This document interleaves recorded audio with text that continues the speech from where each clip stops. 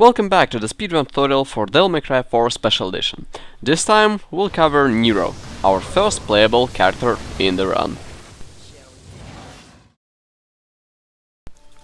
First of all, Nero is an all-round character. He has great air options, exceed mechanic and buster. All of this opens up a lot of variations of how you play him.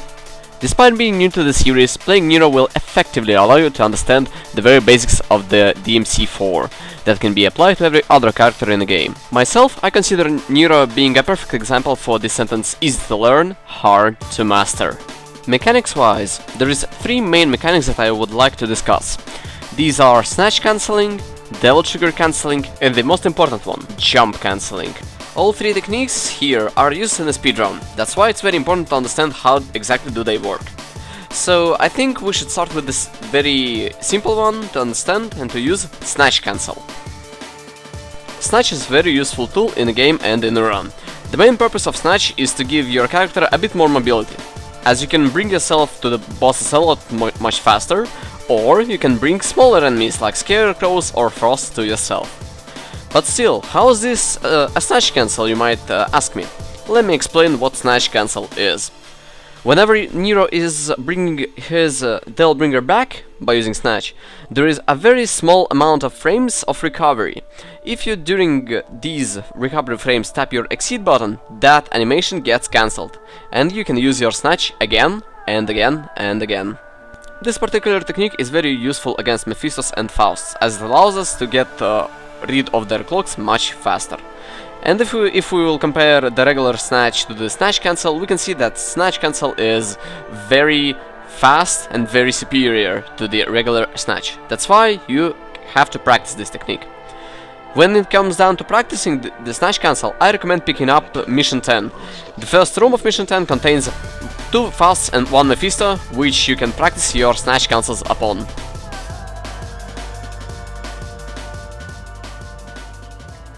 And now it's time to talk about Devil Trigger specifics of Nero.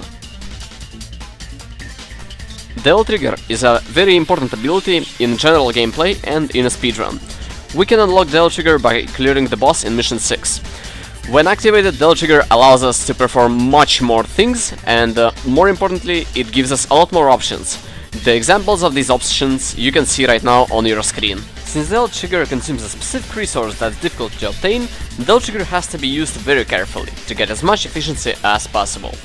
Up until now, I never touched what exactly Devil Trigger Cancel is, and I think it's the time to unveil another tech that this game has in store.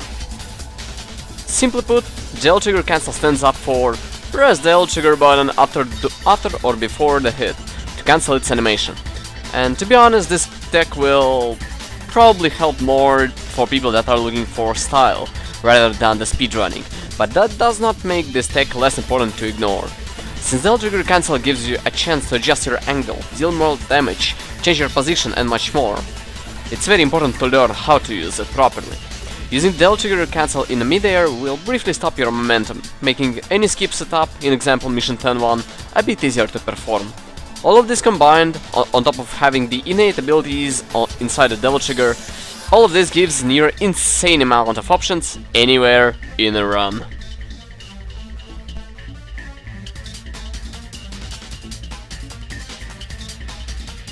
And of course, it's very hard to make a tutorial without mentioning the jump cancelling, the hardest and the signature mechanic of Devil May Cry games.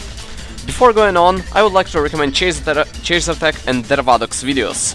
Their videos are very informative and will contain much more information than this one will do. So jump cancelling is probably the hardest thing to learn and to do in a run and in the gameplay. To perform a jump cancel, you have to purchase enemy step, otherwise the trick won't work. Right now, let me show you the demonstration of what you can perform with jump cancelling.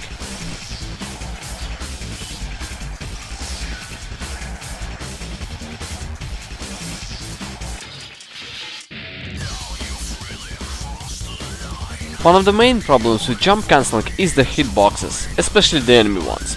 You see, to perform a jump cancel, your character hitbox should intersect with the hitbox of the enemy, and doing it correctly will make a small dust effect that you can clearly see right now. Therefore, you have to be extremely close to the enemy or find a way to get a gap closer. If jump cancelling is successful, your character will have the ability to Excalibur, split, and air hike again without falling down.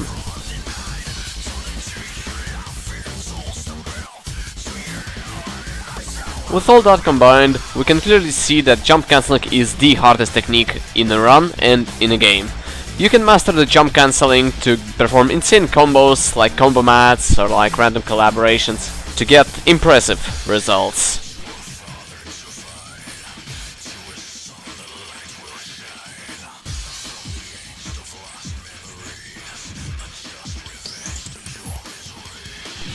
Finally, there is exceeding mechanic I want to talk about. Majority of the players ignored it, yet in a speedrun you have to master, as exceeding is one of the most basic techs as Nero that you have to master in order to improve your times. Right now you can see a small reference table. You don't want to hit exceed button too early or too late, otherwise you won't get a charge. If we'll compare the damage of exceeds, you can clearly see that exceed hit is much faster and deals slightly more damage. But don't be discouraged, because these small bits of damage will make a huge difference between a good run and a bad one. Let's briefly talk about the timings and the ways you can charge up your sword. The slowest yet reliable way to charge up your sword to its full is the basic one. I recommend using it before the boss fights or in the skip stops, if you're struggling with max acts or X acts. The second way, exact, will give you 1 bar every time you hit exceed button in the correct timing. You want to practice exacts as much as possible, as constant use of exact will give you a huge difference between a good run and a bad one. And finally we have max act. To perform max act you have to buy it first. Technically, max act is just a form of exact, but with 1 frame accuracy. Same mechanic but a little bit different timings. Speaking of which, it might be useful to see the difference between exact and max act. But before that, I have a very useful tip for those who want to practice this game. You have to practice your exceeds on the first hit of combo A. Not only the fastest move, but it's only very easy to cancel. By understanding the basic exceeds, the rest should not be a big problem. So let's watch this beautiful frame by frame comparison of max act and exact. I'm not trying to show you how good am I at this game, but instead I want to show you that you should not try max act, as despite charging your sword completely, they are very risky to get. They might not save as much time as they could save. So please don't try max acting every single hit that you can get. Not only this is a frame perfect move, max act does not save that much time in a run with the current strats. I think that's all for today. Thank you for watching this episode of my video, and I hope you'll watch the next ones.